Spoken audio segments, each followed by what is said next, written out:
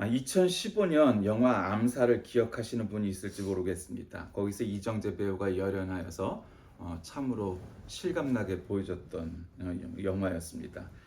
거기에 그 캐릭터는 염석진의 그 모티브가 된 놈이 있습니다. 그의 이름은 이종형입니다. 일제강점기에 관동군 촉탁 밀정을 지냈던, 그러니까 이중 스파이였다는 겁니다. 악질 친일 반적 행위자입니다.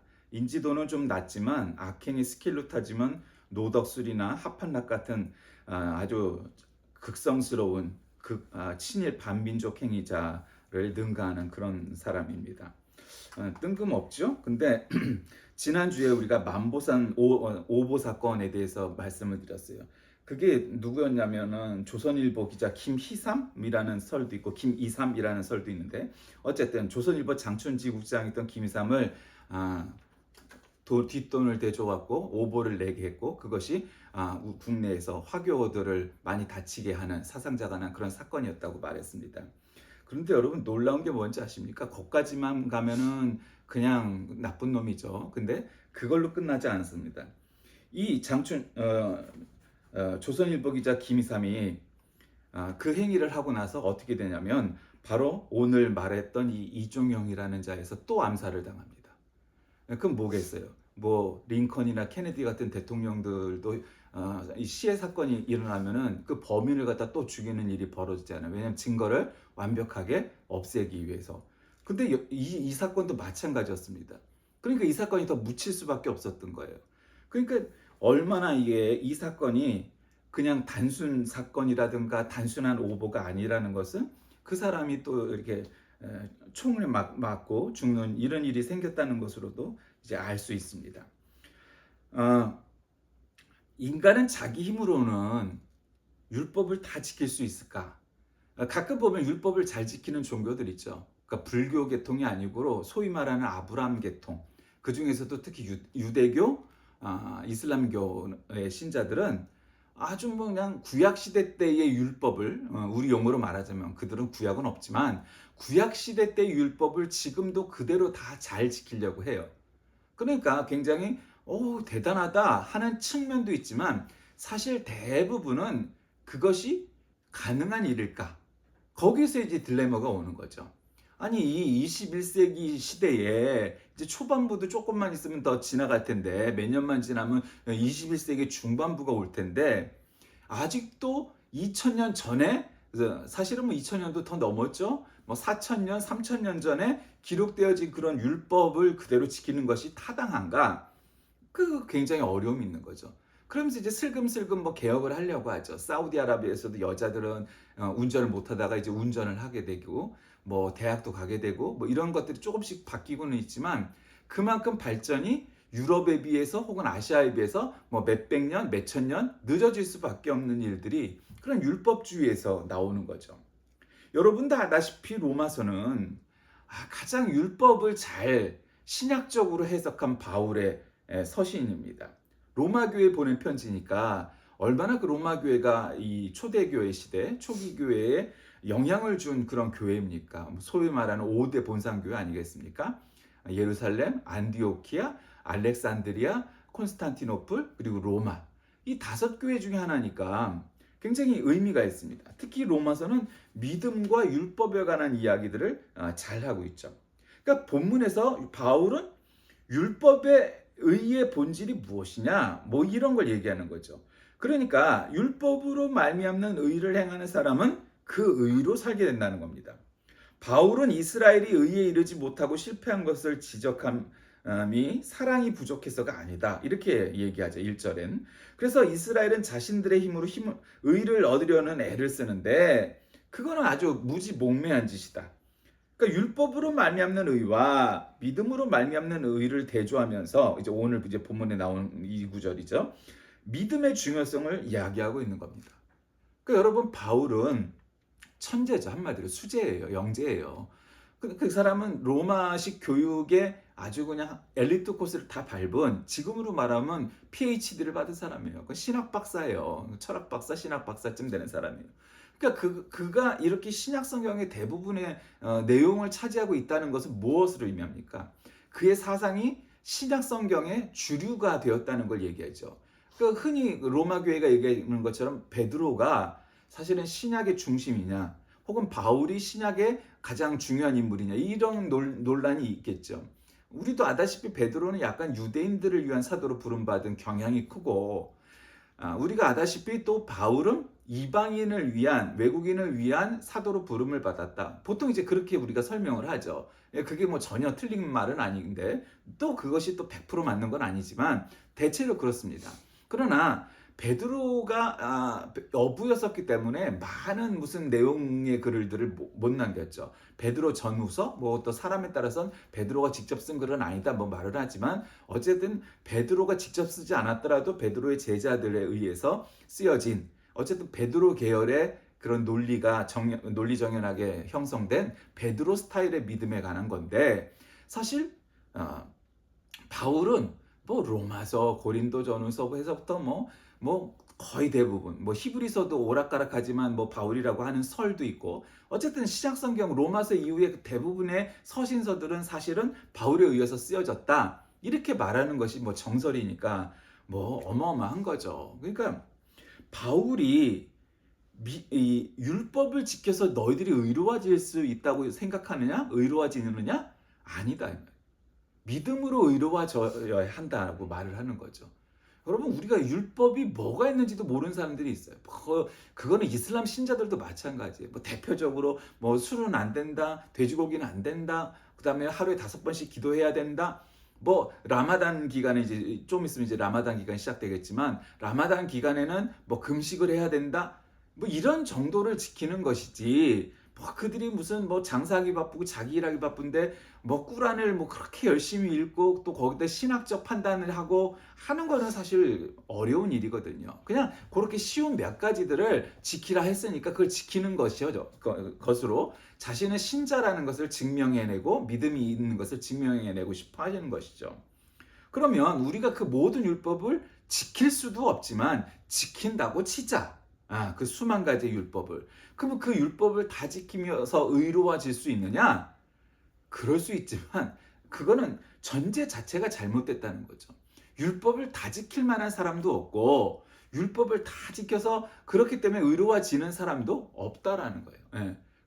정말 다 지켰다면 성경에 기록되어 있는 대로 아브라함과 같은, 모세와 같은, 노아와 같은 뭐 그런 사람들이 되는 거죠. 예, 족장 계보로 얘기를 하면. 그다음에 뭐 예언자, 선지자 계열로 얘기하면 이사야, 예레미야, 뭐 아모스, 뭐 이런 사람 정도는 돼야, 여러분 성경에 기록될 만한 사람은 돼야 그래도 저 사람은 율법을 정말 잘 지켰나 보다, 그렇게 얘기할 수 있겠죠. 그럼 나머지는 뭐냐? 그럼 몇 사람만 구원받게 하려고 율법이 있고 하나님이 예수 그리스도를 우리에게 보내주셨느냐? 아니다. 그럼 뭐냐? 율법은 예수 그리스도께서, 메시아가 이 땅에 오시기 전에 사람들에게 요거는 해라, 요거는 하지 말아라, 그런 가이드라인이었는데, 예수님께서 오심으로 인해서 그 모든 가이드라인이 큰 의미가 없어졌다는 거예요. 큰 의미가. 왜? 하나님이 이렇게 쭉 구약시대 내내 사람들을 지켜보니 율법을 다 지키기는커녕 율법의 중요한 10계명조차도 다 지키는 놈이 별로 없더라. 그게 사람인 거예요. 그게 인간인 거예요. 그러니까 그 율법을 다 지킨다고 해도 그게 참 쉬운 일이 아닌데, 율법을 다 지키는 놈도 없더라 이 말이야. 그러니 하나님께서 이거는 율법을 지키라고 해서 지키고 뭐 안 지키고 이런 문제의 차원은 아니다. 인간은 그럴 만한 능력이, 그럴 만한 의지가, 뭐 그럴 만한 선함이 없구나 판단하신 거죠. 그러니까 안 되겠다. 옛 율법, 구약시대 때 율법, 우리가 그것을 옛 율법, 옛 계약, 구약 뭐 이렇게 표현하죠. 그러니까 구약시대 때의 율법을 폐기하고 새로운 계명을 줘야겠다, 이렇게 판단하신 거겠죠. 그래서 예수님께서 이 땅에 오셔서 우리에게 너희에게 새 계명을 주노니 너희는 하나님을 사랑하고 사람을 사랑하라, 이렇게 말씀하신 까닭이 무엇이겠습니까? 그러니까 하나님을 사랑하려다 보면, 사람을 사랑하려다 보면 그 의도가 보인다. 의도가 보인다 말이에요. 누구를 사랑하게 되면 거기에 실수가 없다는 게 아니고 잘못이 없다는 건 아니지만, 그래도 그 사랑하는 마음이 있으면 하나님을 사랑하는 사람이 어찌 그리 할 수 있느냐 하는 행동은 분명히 있죠. 사람을 사랑하는 것도 마찬가지죠. 사람을 사랑하면 해야 될 것과 절대로 하지 말아야 될 것들도 또 역시 나뉘어지게 돼 있습니다. 하나님께서 에덴 동산에서 아담이 타락한 직후부터 계속해서 메시아에 대해서 성경에서 계시해 주고 있죠. 심지어 창세기 3장 15절에서부터 메시아에 대한 이야기가 나오니까. 근데 이제 그것이 아브람과의 언약으로 인해서 이스라엘은 하나님의 백성이 되고 하나님은 이스라엘의 하나님이 되죠. 신이 되죠. 그 궁극적으로 이거 메시아에 대한 약속이었는데 결국 하나님께서 이 땅에 인간의 모습으로 직접 오셔서 십자가의 고난을 당하시고 십자가에 달리시고 죽으시고 부활하시고 승천하신 이 일련의 십자가의 사건을 통하여서 하나님의 의가 되신 거죠. 아담의 죄가 모든 인류에게 전가되었듯이 그리스도의 의가 믿는 자들에게 모두 전가되는 것입니다. 그래서 신학을 배우다 보면 이제 그런 용어가 나와요. 두 번째 아담. 그러니까 두 번째 아담이라는 건 뭐예요? 예수님이에요. 그러니까 첫 번째 아담은 죄로 인해서 실패했으나 율법적으로 따져서 두 번째 아담이신 예수님께서는 율법적으로도 그다음에 구속사적으로도 승리하신 성공하신 그러한 우리의 조상, 우리의 하나님, 우리의 그리스도가 되셨다. 그러니까 하나님께서 이스라엘에게 내리신 율법은 하나님의 공의와 사랑의 정신이 그 핵심을 이루고 있는 거죠. 그럼 사도 바울은 어떻게 그럼 의로워질 수 있겠느냐? 그러니까 예수 그리스도를 믿어 구원에 이른다고 말하고 있습니다. 율법을 행함으로써 구원을 받는다고 유대인들은 생각하고 있는데 그들의 사상은 이방인들의 구원의 가능성을 배제했습니다.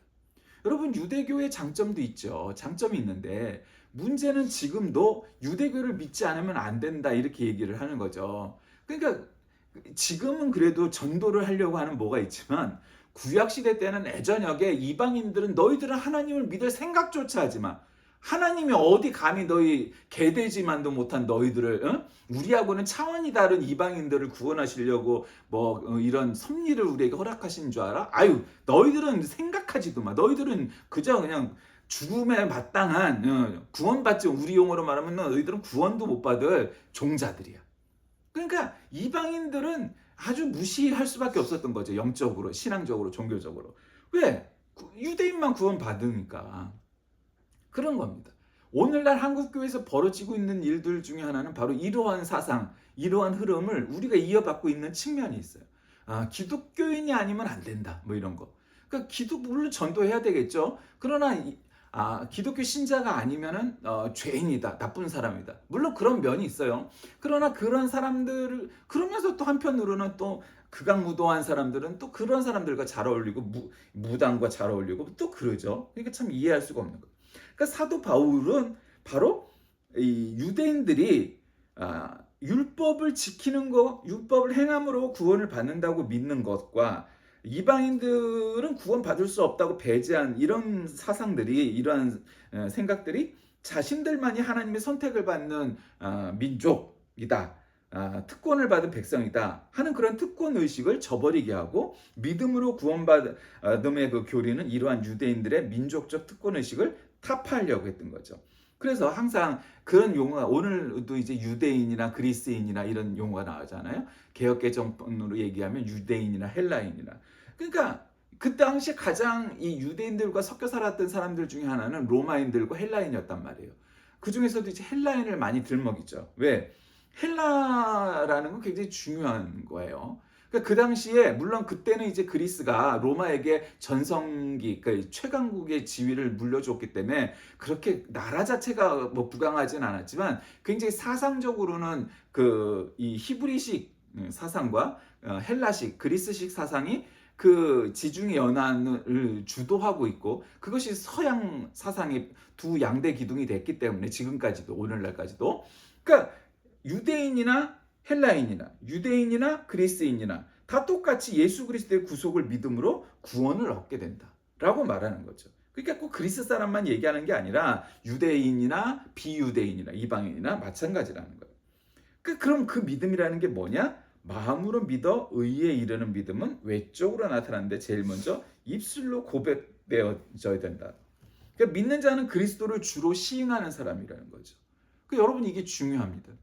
그리스도는 나의 주님입니다 라는 워딩, 그가 똑같은 워딩을 얘기하는 게 아니라 예수님은 나의 주님입니다. 그런 거예요. 그러니까 우리가 찬양하고 우리가 기도하고 우리가 성경 읽고 그런 예배의 그런 형식들이 왜 들어가 있겠어요? 거기 보면은 그 모든 것들이 예수님은 나의 그리스도, 나의 주님이십니다라는 고백들이 있잖아요. 그러니까 내가 뭐 누구한테 남한테 혹은 혼자서 되뇌면서 예수님은 나의 주님이십니다, 나의 그리스도십니다, 뭐 이렇게 뭐 되뇌이지 않아도 찬양과 기도와 말씀과 성경을 읽는 가운데 우리가 그렇게 고백하게 되어져 있는 거예요. 구조 자체가.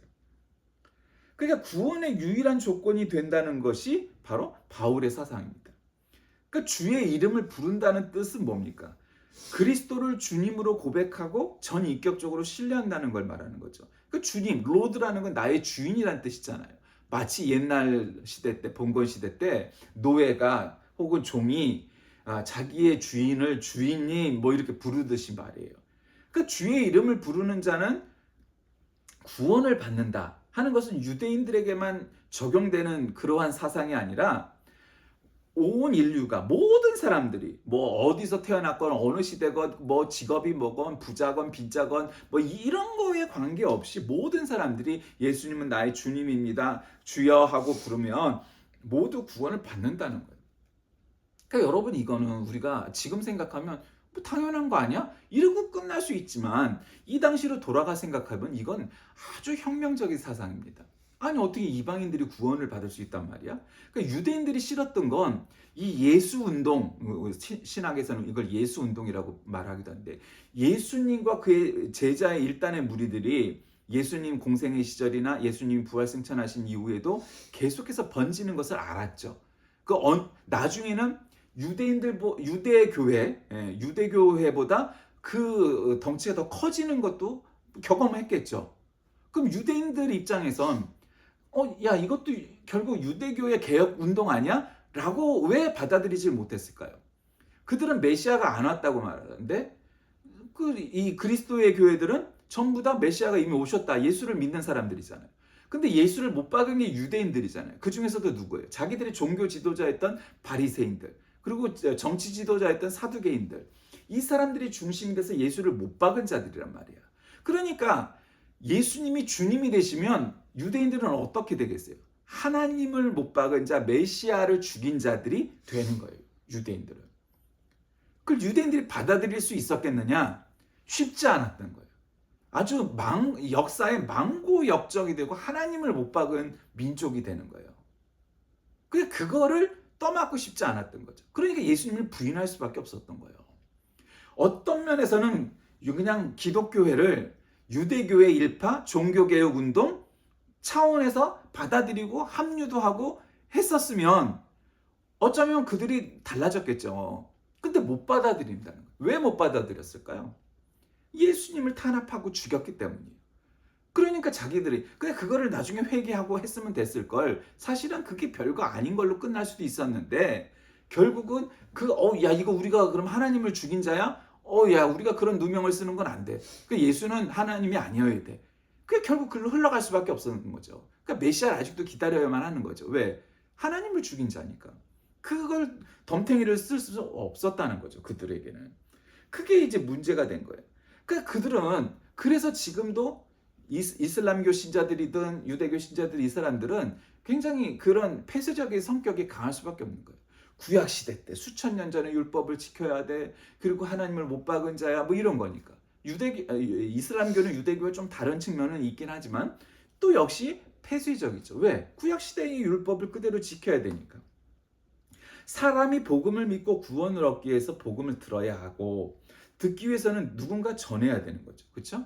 복음의 소리를 어떻게 들어요? 전하는 자가 있으니까 듣는 거 아니겠어요?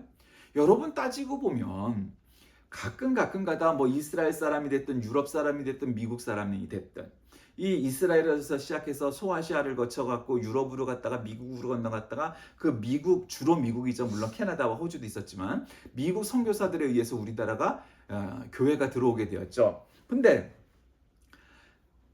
유럽이나 이스라엘 사람이나 미국 사람들 입장에서 보면 한국의 교회가 이렇게 폭발적으로 성장한 것에 대해서 놀랄 수밖에 없는 일이에요.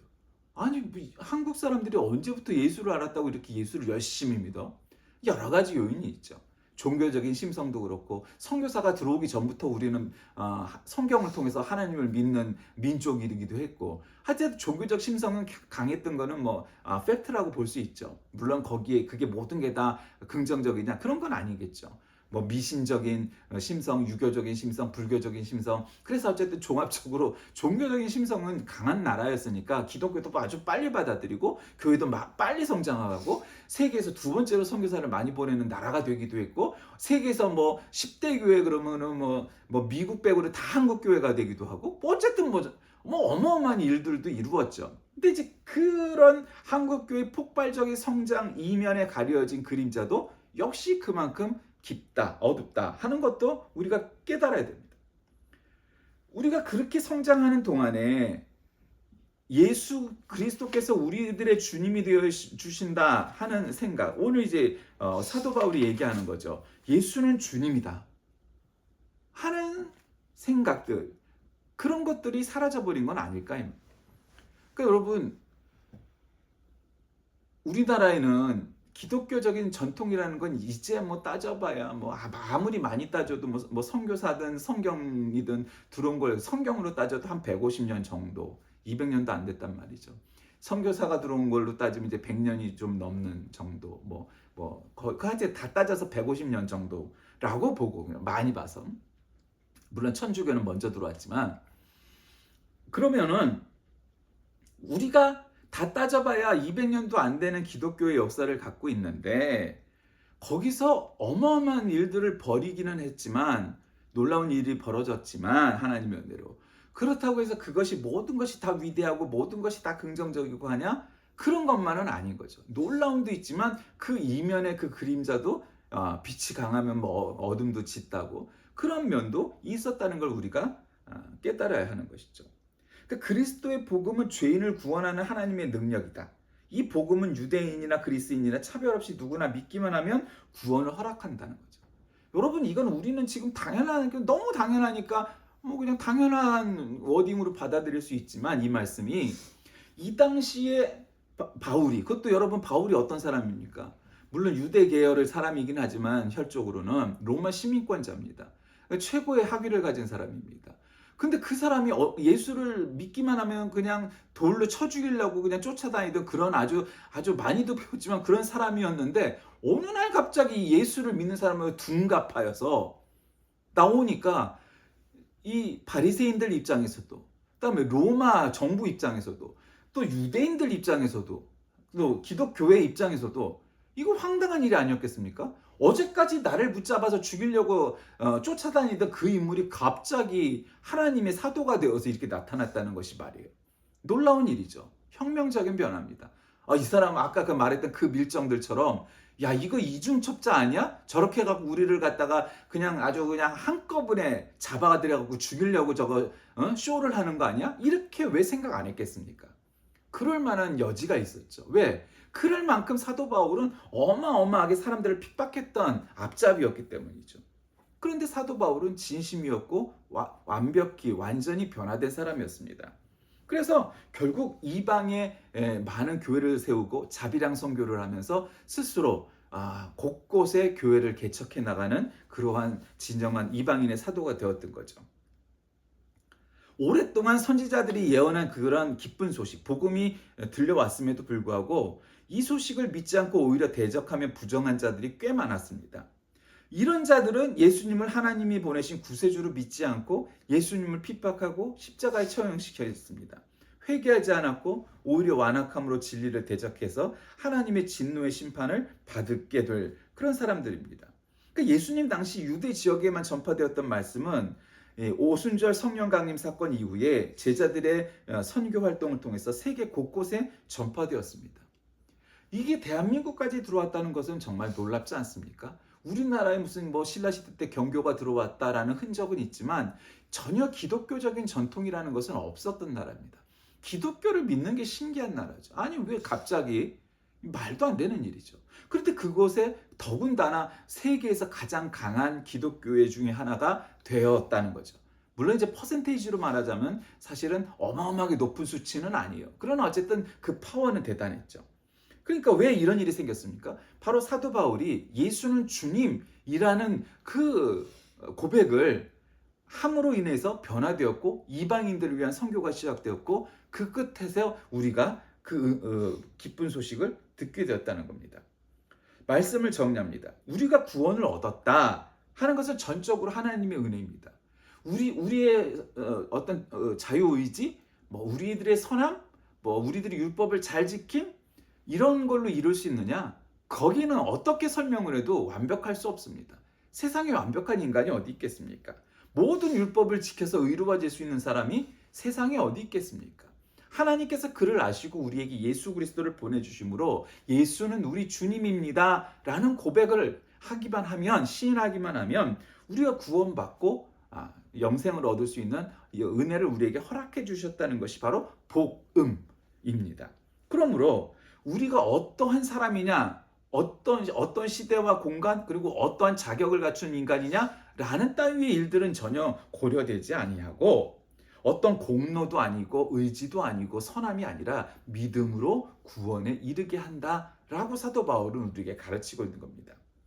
오늘날 우리가 무슨 성경의 율법을 지키고 교회법을 지키고 혹은 세상적인 법을 지키고 뭐 이런 정치와 치리에 관련되어 있는 것들, 그 진정한 교회라는 것은 사람이 아니라 하나님의 말씀을 두려워하고 이게 하나님이 기뻐하실 만한 일인가?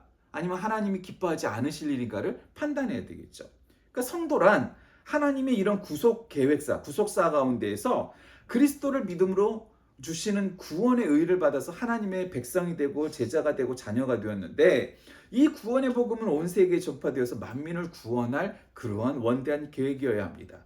이 복음 전파의 사명이 모든 믿는 자에게 있고 그 복음을 전파하는 것은 모든 사람이 어떠한 상황 속에서도 예수는 그리스도, 예수는 주님이라는 고백을 한다면 그는 구원받아 성도의 삶을 사는 것입니다.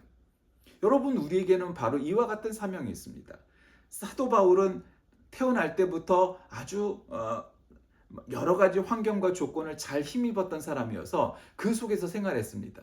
그런데 그렇게 엘리트적인 삶을 살았던 사도 바울이 자신의 지식과 자신의 배경과 자신의 과거를 뭐라고 표현했습니까? 배설물과 같다 했습니다. 그게 중요한 게 아니다. 그거는 아무 데도 쓸모가 없다. 그럼 뭐가 중요하냐? 예수는 주님이라는 것이, 예수 그리스도께서 우리의 주님이라고 고백하고 그 믿음으로 그 사명으로 살아가는 것이 우리에게 중요하다. 그렇게 가르친 것이 그분의 삶이었습니다.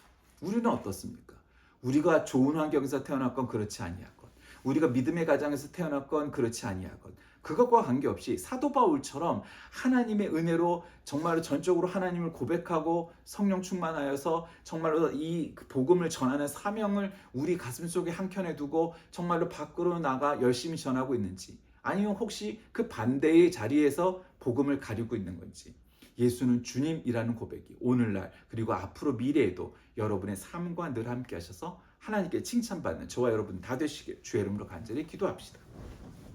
살아계신 하나님, 오늘날 우리의 삶 가운데 예수님이 우리의 주님이심을 참으로 고백하고 살아가고 있는지 바울을 거울 삼아 우리를 되돌아보게 하시고 그래야 날마다 그 사명에 합당한 삶을 사는 우리 모두 되게 인도하여 주옵소서. 예수님의 이름으로 간절히 기도드립니다. 아멘.